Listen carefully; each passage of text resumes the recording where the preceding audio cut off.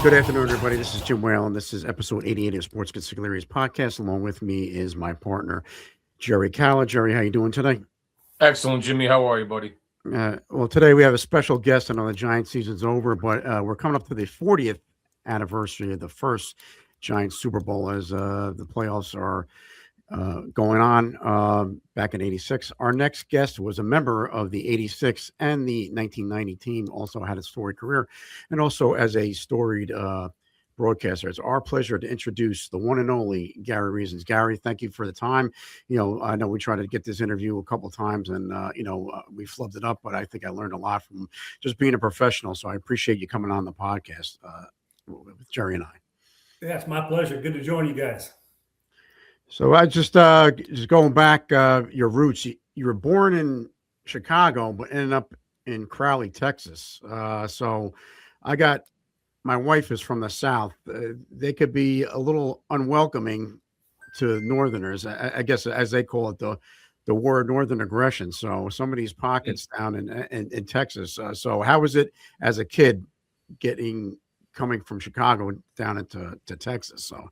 Well, for me, it all turned out great, and my parents escaped the blizzard in Chicago of what it was, 1967, 68. There was a really, really cold winter, and my mom and dad said, "Hey, we need to get out of here." Just didn't want to have any more of that, so took it on the road to Crowley, and it's interesting. My father, my dad. He was in the outdoor carnival business, the outdoor amusement business. He was a carny. I grew up a carny kid, so kind of had a unique background in that. He set up stands, games for midway use, and that's what he did his business career. Oh wow, it's interesting. So, I mean, did he travel a lot though? When you were younger, Yeah, he traveled quite a bit, and oftentimes I'd go with him, especially in the summertime, and I'd actually help with the stands and so forth. I could also had a free pass to get on any ride that I wanted to ride on the Midway, so that was cool as a youngster running around those days. But it kind of showed me how a way that my father and actually my mother participated in the business as well. How to communicate with the public and be involved with them, because it's a personal thing that you're there on the Midway and just meeting and greeting and saying hello and having some fun with the crowd. Yeah. So then you attended Crowley High School. I guess you played linebacker, tight end. From what my research says, 13 varsity letters. So I guess you ended up at Northwestern State. I mean, how did they find you at Northwestern State? And I was looking up the roster that you had there. It was pretty impressive. So how did you end up from Crowley to? I can't even say the town is in Louisiana. So I'll get there to it. I'll fill in the blanks here. Okay. From Crowley High School, I was the first ever Division I college football player that would go on to earn a scholarship to Division I college football. So that's pretty unique. So our program, it had been around for about 15 years, but really didn't have anybody go move on to college football. I was the first. I was a pretty good athlete, big guy, and very athletic. And when it came down to it, the recruiters weren't coming through Crowley because there hadn't been anybody before. So my coaches had to reach out, and they did. They reached out to the few teams that they could. Northwestern State being one of them, and I took a visit out to Northwestern and in Natchitoches, Louisiana. It's Natchitoches if you phonetically say it, but it's pronounced Natchitoches. Okay. So I visited out there. It was a quaint little town, beautiful town. The campus was awesome. The stadium was state of the art at the time, and the facilities, and it was great for me. It was a great fit for me to go out and develop. And I took the leap of faith to get out there and be a Northwestern State Demon, and ward number 34. So it turned out to be a good one. No, that's good. But I was looking up. I mean, you had 24 tackles in a game. I guess one season you had 172 tackles. So, and I look at some of the players that you play with. I guess Mark Duper was on your team, the wide receiver from Miami. He was. We had great talent there. They did a good job of recruiting both Louisiana and East Texas and Dallas Fort Worth, Houston area, because there's a lot of players obviously in the state of Texas here. Yeah. It's where I currently live, still in Texas. So my teammates, there's their story. Mark Duper with the Dolphins, with his super duper career there. Bobby Hebert played with the New Orleans Saints. Good run there. And myself as a defensive player, linebacker, jumped into the NFL, and so it gave us a pretty good balance of what's gone on before there. Even my teammate as a defensive lineman didn't go on and play in the National Football League, but became an NCAA head football winning coach. Yeah. Ogeron at LSU. Yeah. I couldn't believe I was reading that, Ed Ogeron. So what was he like as we only know him from, I know he was out at USC. He was kind of like the head recruiter, and then he was at LSU. Obviously, he had a great career there. He's a Cajun, man. He's a Cajun through and through. And I'll give you a little imitation of Ed Ogeron. I'm from South Louisiana. I eat those crawfish, man. That's what I do. That's what I do. Go Tigers. Yeah. So that's good. That's good. But I guess you were the first player ever to name the 1AA All-American 3 consecutive years. So, but like, how did the Giants find you? I mean, this is obviously before social media. Yeah. This is before. The technology was light. There wasn't a whole lot of technology out there. It was mostly word of mouth, and the recruiters and the scouts all kind of got together, and the flags kind of went up. People, those guys would talk and communicate amongst each other. We typically had, because of my teammates, Bobby Hebert, and we had a couple of receivers that would go on to the NFL, including Mark and a couple other guys. They were used to coming through Northwestern State. It wasn't a foreign territory for them. So when they came through there, they obviously had a chance to see me and develop. Being an All-American, that kind of puts a flag out there for you that guys can point to. Okay, who are the better players out there? That's typically how old scouting worked, and there wasn't a whole lot of technology. They built all these databases of who they saw on the film that they watched, and they break down. So that was pretty much a tried and true system of how that worked for many, many years before social media and obviously the internet.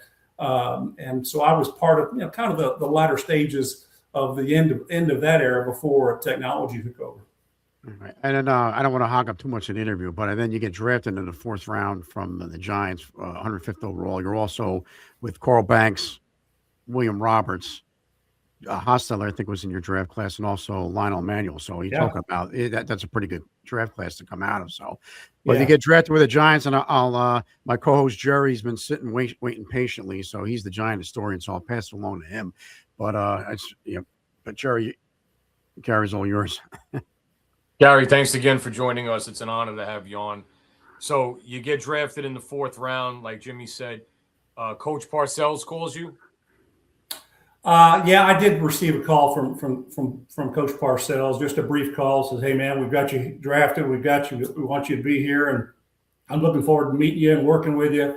And soon after the draft concluded, I took a quick trip to New York to do a little visit there, pre-mini camp, and that's how it all took off. So it was a good opportunity for me to come up to see the Giants and see their operation. And really, with our draft class in 1984, as you guys laid it out there, it really, to me, was kind of the pieces that were needed to set the foundation to move the organization forward. And we did. Every single year we made it to the playoffs from 84, 85, and 86, culminating with our Super Bowl 21 championship. So that really was a great time and a storied time for us as a team, and really as our defense being solidified there together for a great number of years, and we had a lot of success. Yeah, I mean, 84, like you said, that was a pivotal year for Parcells. Not many people thought he would come back, after 83. And now here is you and Carl Banks coming in, after the very popular Crunch Bunch, the Brian Kelly, Brad Van Pelts, and now you guys come in and, talk about an era of quality linebackers. It was unbelievable. So, you get to the Giants. Who was the one teammate, not a rookie like you? Who was the one older teammate that kind of really, I don't want to use the term took you under his wing, but kind of like help you along in the early part of your career? Well, I mean, everybody would assist, but I'll say this. The game was played a little bit differently back then. You had to earn your stripes. And Parcells was an older coach who really respected the older players. And like Carl and myself, we both would turn out to have, tremendous careers. But even in our first year, Bill wanted to give the veterans who were there on the team a chance to play before us. So we didn't get a start. Our first start was week 6 against Atlanta. So we had to come in as backups essentially over the first 5 games there, but week 6 was our first start.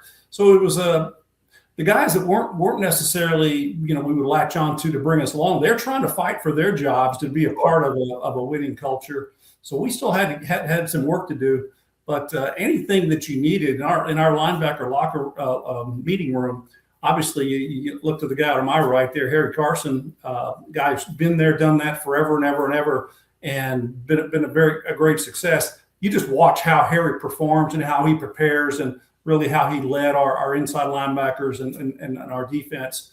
And obviously, you take a look at 5'6", 56 on the outside, and what he's doing on a day-to-day basis is just inhuman. So those guys really kind of, you just look there. You don't have to ask for a whole lot of help. And if you asked, it was given. But there's always that guy that's up there, Parcells. He's always poking at you. You got to keep going. You got to keep doing a little better, and we want more out of you. And and Bill did a good job of getting the most out of everybody.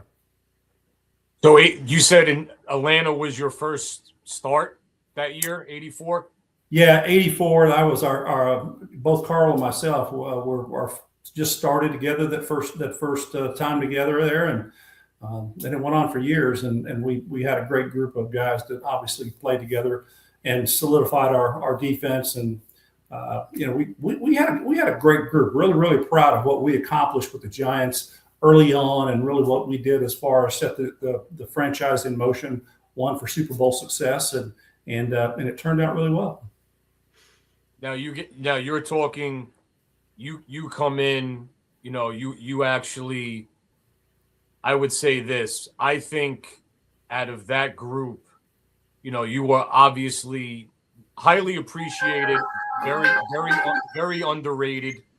And I just, it's amazing now, we sit here in 2026, right?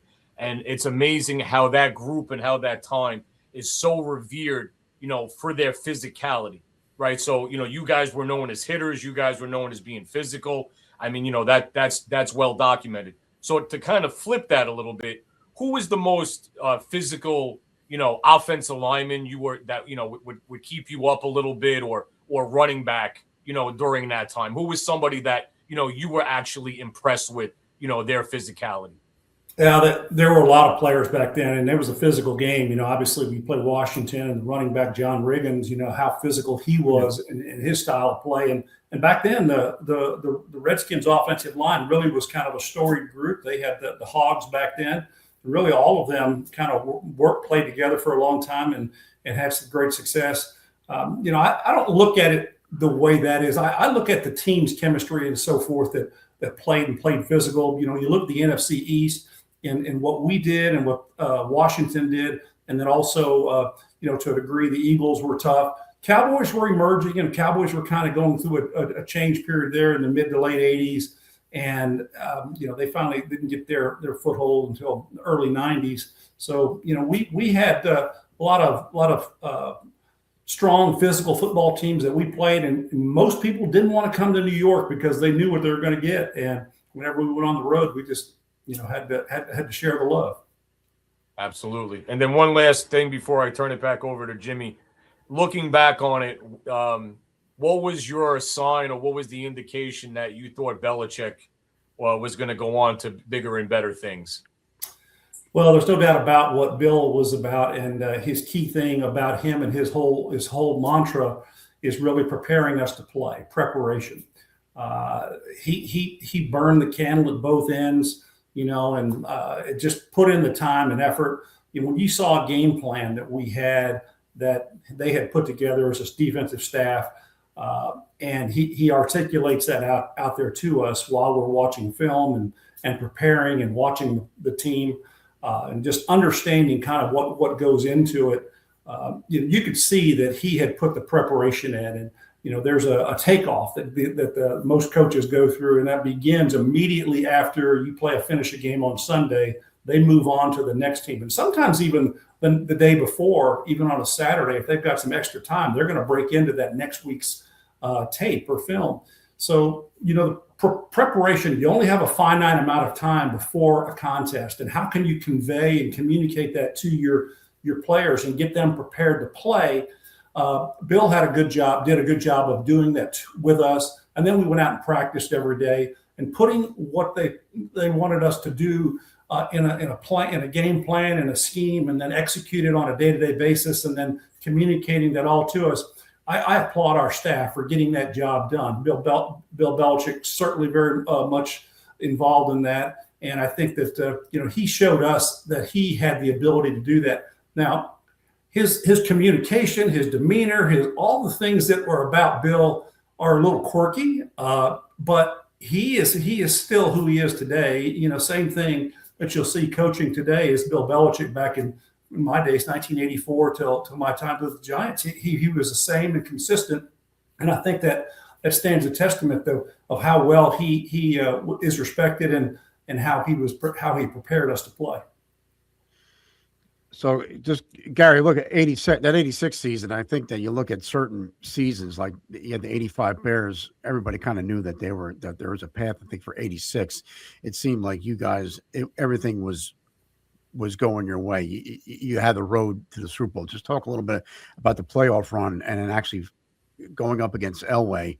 And then it was nip and tuck there in the game, but you end up basically it was a no contest in the second half. So yeah, our 1986 team was a culmination of 2 years of work. From 84 to 85, our team really solidified.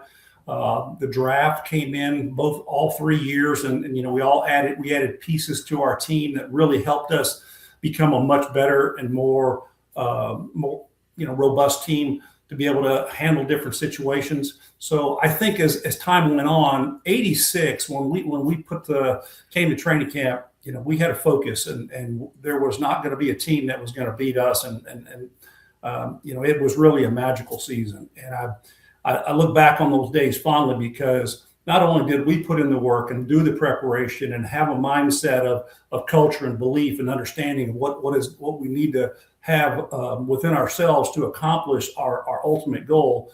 It was just, you could feel it when we hit the field. You could feel it that we put our will out there, and it turned into reality.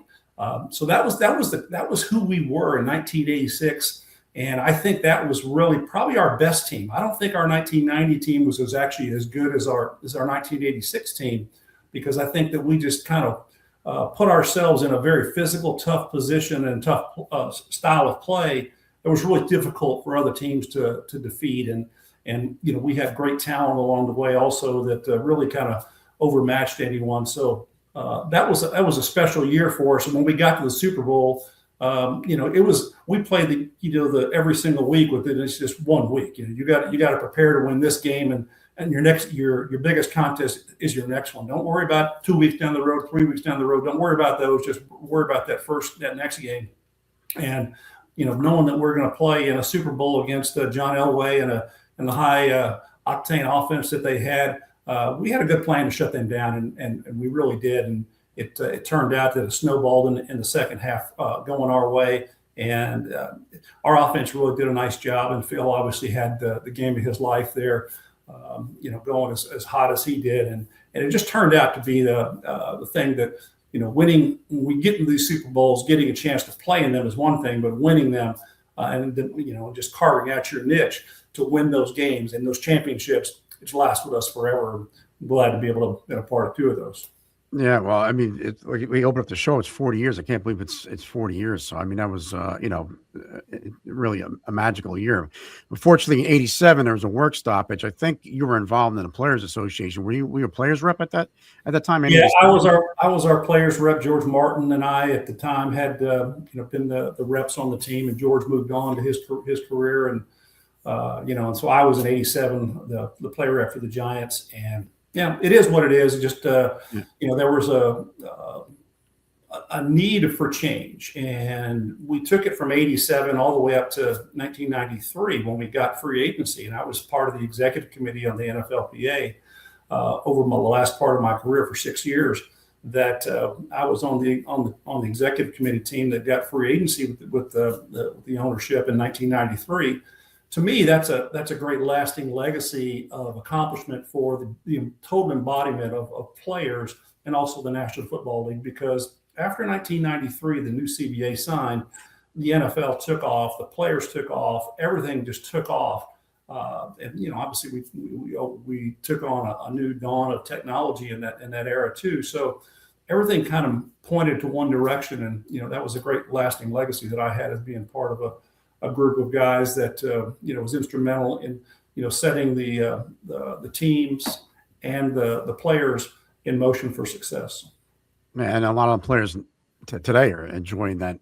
What you guys worked back in 80 and 87, but I guess 88, you made the playoffs.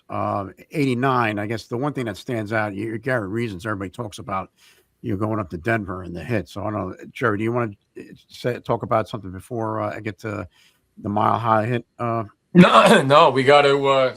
That's actually hanging in my office, autographed. But go ahead. I had to throw that in there. That's fine.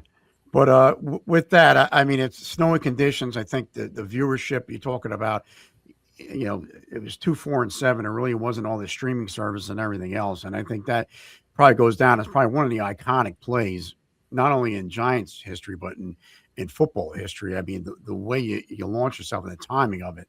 I don't know if you look at it now, it'll be a penalty, but I mean, and even just Pat Summerall and John Madden announcing that game, it's legendary. Just talk a little bit about that game. I don't know if that's the first time you played Denver since the 86 Super Bowl, but just talk a little bit about that game and that play that kind of, etched your name in NFL history.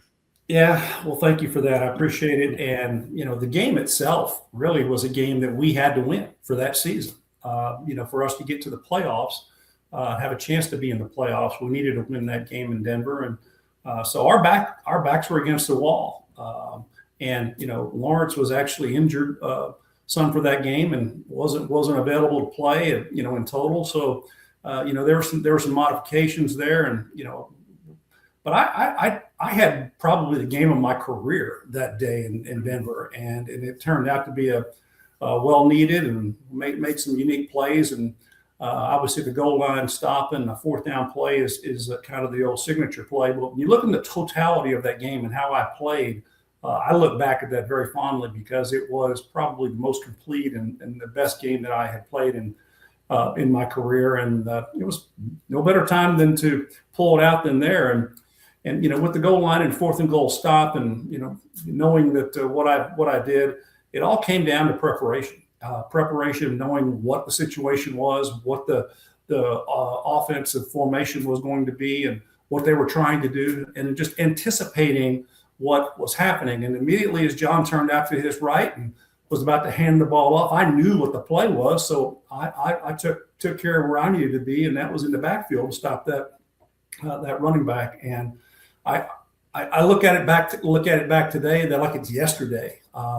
And I'll tell you this: the amount of communication that I have had from Giants fans over the years is overwhelming. That they remember that play, and literally, you guys have probably seen some of the stuff online and YouTube and what have you. But millions and millions and millions of fans have rewatched that play, and it just kind of signifies how physical we were, how our defense played, and kind of how tough we were, and it just kind of embodied that as the New York Giants. And really, when you look at it in the total of NFL history, it is one of the top biggest hits of all time in the NFL, and it's always up there amongst 3 or 4 or 5 plays that others put out there. And but I'm very proud of it. Glad that it occurred. Glad that when I flew out there that I landed on a body instead of on the grass. And next to somebody I made contact, and it worked out well. And it's good to have plays that I'm remembered for that were extremely positive and things. And I made some key plays and big plays in my day with the Giants, and I'm very proud of those. And and you don't do those without preparation. I kind of call myself somewhat of a cerebral player. I prepared and I practiced, and I knew the game extremely well. And that gave me a chance to succeed at kind of a little faster pace than maybe my leg and 40 time wouldn't allow me to. But I could move forward faster than a lot of guys because I kind of knew what was coming. Well, it worked. But I'll pass it along to Jerry. I know you're got a couple questions for Gary. So, Jerry. No, Gary, again, like you're talking about, like that play, one of the greatest plays of all time. One of the plays that define your career. I have to ask you, so we'll go to you. I would say this play is, as much as I enjoyed the Bobby hit on Bobby Humphrey, the fake punt in the 90 NFC Championship, I have to ask you, it's been obviously, what are we at, 36 years ago. Why did you decide to point at John Taylor when you were running down the field? Well, I got a lot of knuckleheads behind me, and that's what I'm trying to get one of them to block this guy. So, Well, I didn't have any blocking, but anyway, I was hoping, maybe somebody would just trip him. I don't know, but it just turned out that wanted to get some help there. And anyway, still, with that fake punt in the NFC Championship game, you guys know that I still hold the NFL rushing record of all time for yards per carry in the NFL playoffs. Right? I'm a leader.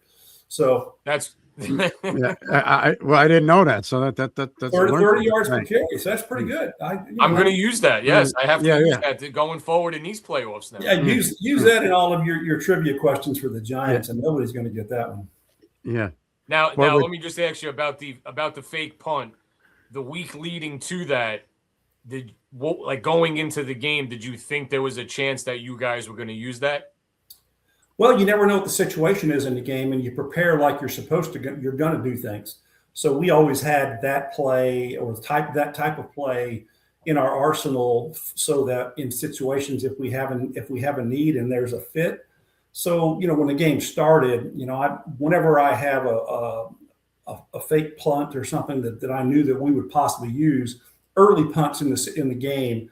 The first one actually, I needed them to be in a certain head count and a certain position on the field for us to be certain that that play will work for us.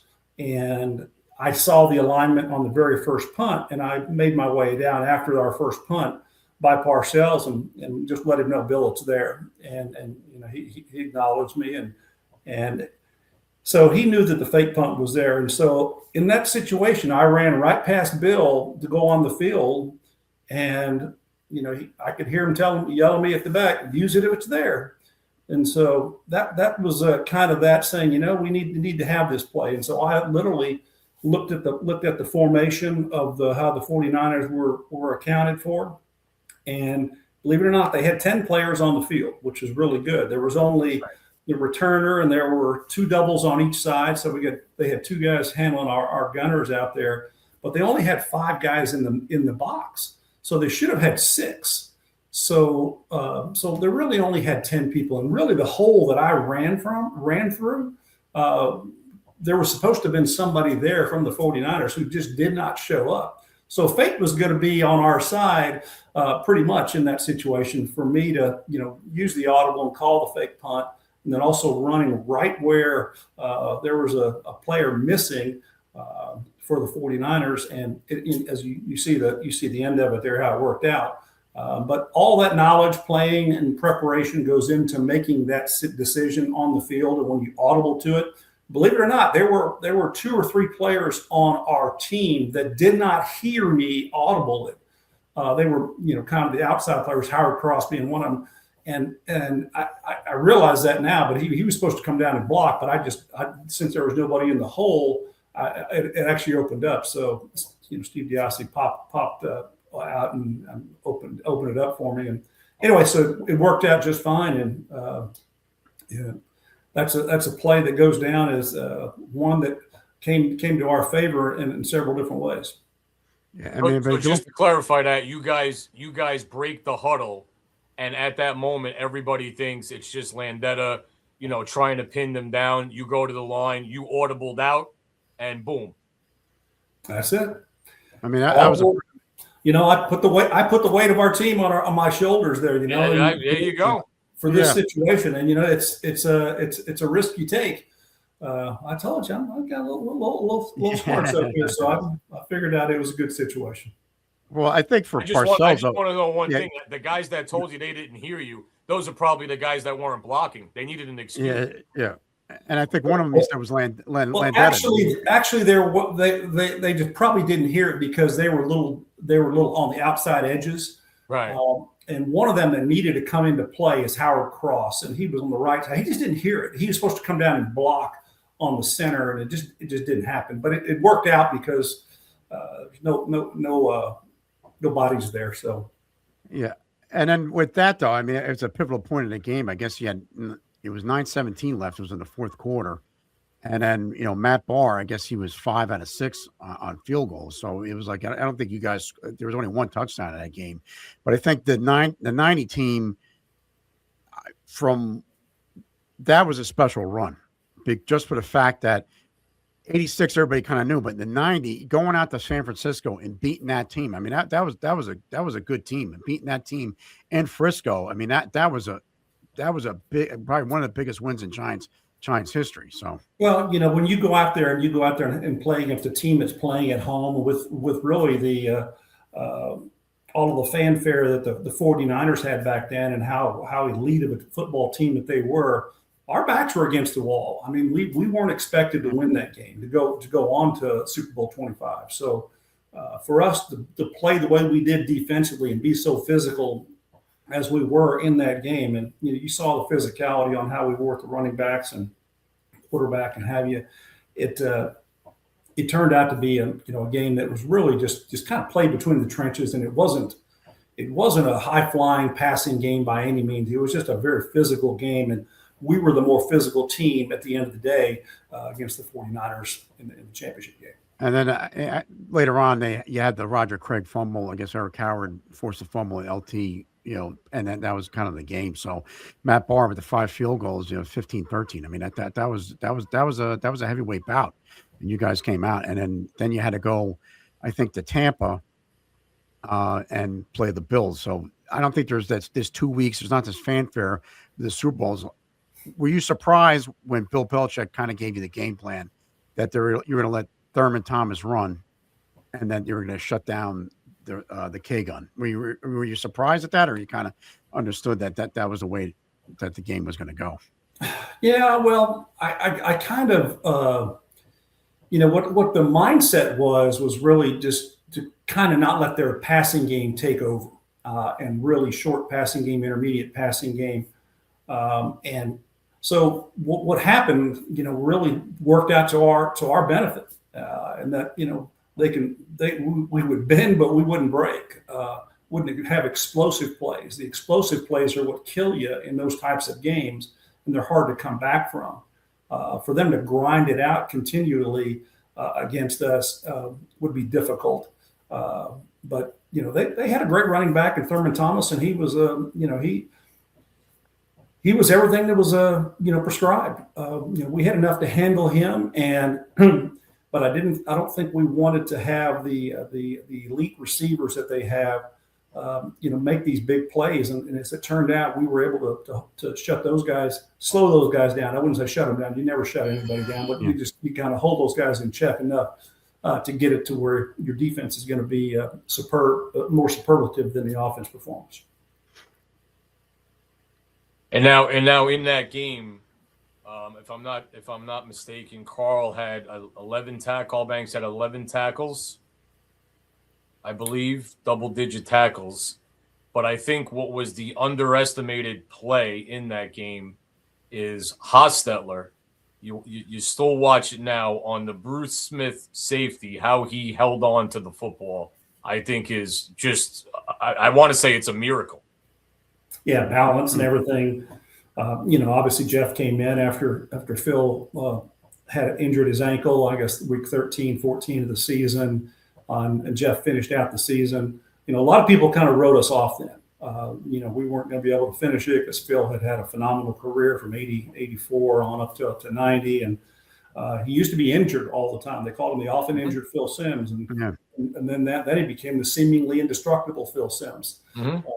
But that happened, and Jeff jumped in there. So Jeff and I came in 1984 at the same draft, and he had not had any meaningful play. And what he did through the end of the season for us in 1990 really, I think, was tremendous, because he showed what his physical skills and traits were, and that carried into the playoffs and into the Super Bowl. Physical, tough, smart, able quarterback, can throw it.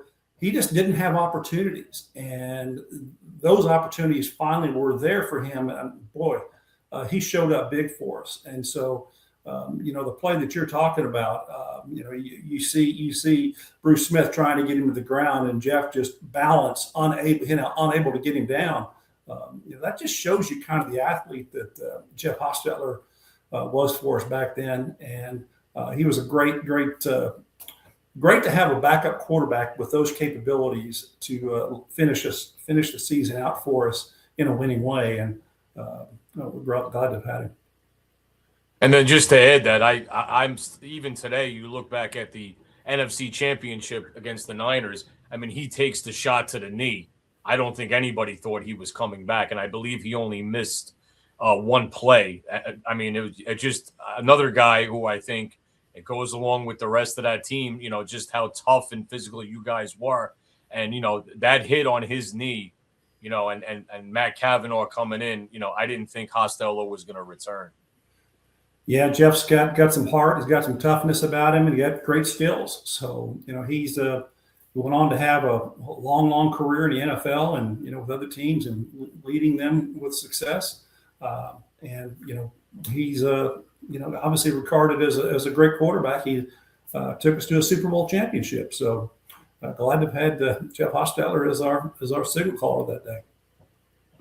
And then, of course, I guess after 90, Parcells leaves, and then Hanley gets in. You were there for that. I guess you finished out your career with the Bengals, and then after 9 years, you hung it up. And then, how did you get into kind of like broadcasting? It seemed like you were in broadcasting for like 20 years. I see you got a couple. They got a couple awards back there. What are they? Golden Globes or Emmy Awards? Emmy Award for broadcasting. So it's my broadcast days started in 1994. When I was in New York, I used to do a lot of work for charities and special events, and I was hosting and emceeing different events over the course of my seasons there on my spare time. So, one of the events that I was with I had met the executive producer from ABC Sports, and his name is Jack O'Hara back then. And Jack had asked me. He says, "Gary," he says, "Hey, you got a good gift of gab, and he says, I'd love to have you come work for me when you're playing there." So I said, "No, I don't want to do that." Anyway, so he called me up after in '93. He said, "Gary, I want you to take a look at this." And so, 1994, I started broadcasting for ABC Sports as a college football analyst, and I've been doing it ever since. So 2026, what does that be? 33 years here doing television. It's amazing. God bless you. Wow, that's great. But the current state of college, are you?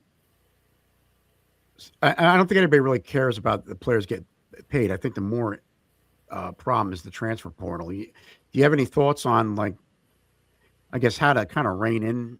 I mean, I saw like this week on TV, they're like, you used to get sanctioned if you gave a kid a tuna fish sandwich. Now they're getting paid millions of dollars. Do you have any thoughts on the state of the college game now, or what you see as an analyst? Yeah, I'll tell you this. I played at the FCS level, Division I AA, and so there's 130 or so FCS schools. There's 130 plus Division I programs, FBS programs. So there's called 260 programs, and then you add in the Division II players, the Division III NAIA players, and believe it or not, 75% of today's college programs are trying to figure out, how to keep afloat monetarily in the college game. The bigger schools, the larger schools, Division I FBS schools, they've got their rights fees from broadcast, and they've also got marketing and spend that they can get from sponsors. So they've got revenue, they've got things to come. But the other schools, they're figuring out how this pay to play world is, what it's all about. Unfortunately, I think that there's a demise of the current system, the current NCAA right in front of us, and I say that because I think that there's possibly going to be a breaking of that covenant there of the NCAA. I do see that there will be possibly universities that will bond together, who are not going to pay players, and they're going to understand, the players are going to understand that you're just going to get a scholarship, much like I received from when I played. And I think that because they don't have, it comes down to labor law. Labor law allows for player unions to align and create a situation where the players, if you play under a player union, you have collective bargaining. And collective bargaining needs to occur for rights to do things. Well, there's no singular college player they're all single out there. So needs to be a different structure, and I think that's what's kind of going to happen in the future. In today's game, where the transfer portal is big and the money, the name, image, likeness world, nobody's got to figure it out. I think the universities are going to figure out that they can do their own nil deals, for their own brand and so forth. And it's kind of a slippery slope with what these guys are doing. I don't fault the players for making money, but are they going to be able to be realistic when they step out? If you made $500,000 as an offensive lineman, over the course of a season or even a couple of seasons, and then you don't have a chance making the NFL, and you step out and your next job is paying you $65,000-$70,000 as a starting whatever, and you're going to like, what? Well, hopefully they took care of a little bit of that money or learned along the way. I think that the college thing is just still being written right now. It's not a full fledged how-to nil transfer portal. Those things are, I think, the demise of college football right now.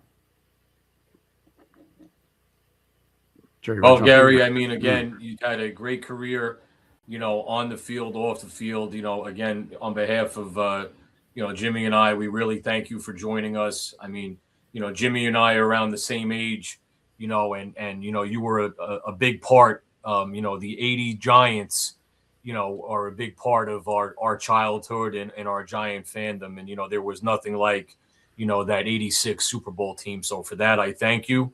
And I thank you for joining us. And, I'll turn it back over to Jimmy. It's a pleasure to have you on.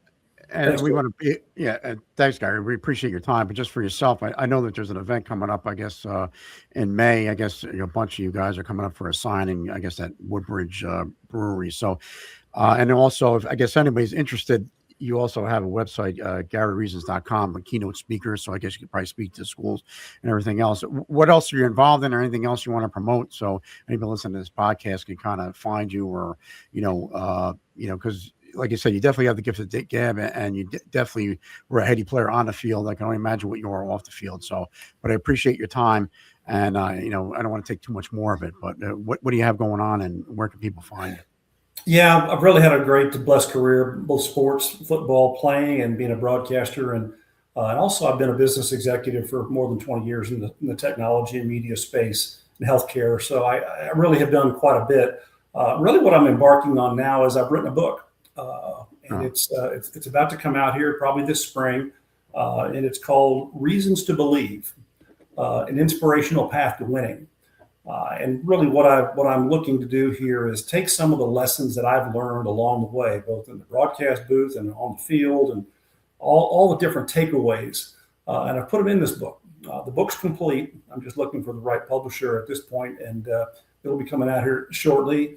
And even on my LinkedIn page, I'm going to start doing some drips on some of that on a day-to-day basis of what it's in there. All the different takeaways that we have from sports.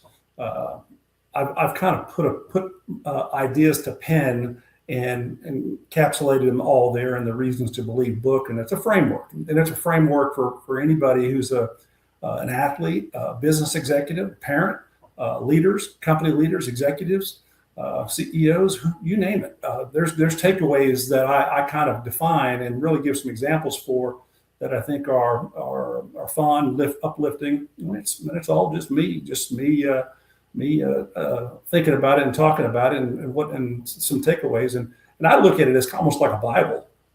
It's something that you can refer back to very easily, chapter by chapter, because all I do is chapter by chapter, or just a takeaway, and take it all in there. So Reasons to Believe is coming out. And you can look at GaryReasons.com if you want to engage me as a speaker for any of your events, whether it be a keynote speaker or a civic event or some other type. Just reach out to me there, and you can find me, and we can visit on that. And if I can help you in any way, we will. No, listen, Gary, I'll probably be one of the first people to buy the book, because just like I said, in the current state of the Giants, I think we need some reminiscent of where we are now. But thanks for your time. And then you could use a few good reasons to believe. Yeah, exactly. So I don't know. There you go. But we would love to have you back on the show once the book comes back around, and just to promote it. But I'll pass it along to Jerry. But thanks, Gary. Thanks for the memories. Thanks for coming on the podcast. And I know you're a grandfather now. I follow you on LinkedIn and everything else. You got a lot of good going on in the Reasons household, and it's not only the history, not only past, but what's going on in the present. So I'll pass it along to Jerry to kind of end this episode out. All right, everyone. Thanks for joining us. On behalf of Jimmy, this is a wrap with two-time Super Bowl champion, number 55, Gary Reasons. Catch us next time. We will be updating the current state of the Giants, who will be the next head coach. Tune in to our next episode. Take care, everyone, and thank you for joining us. Take care. Thanks, everybody. Thanks, Gary.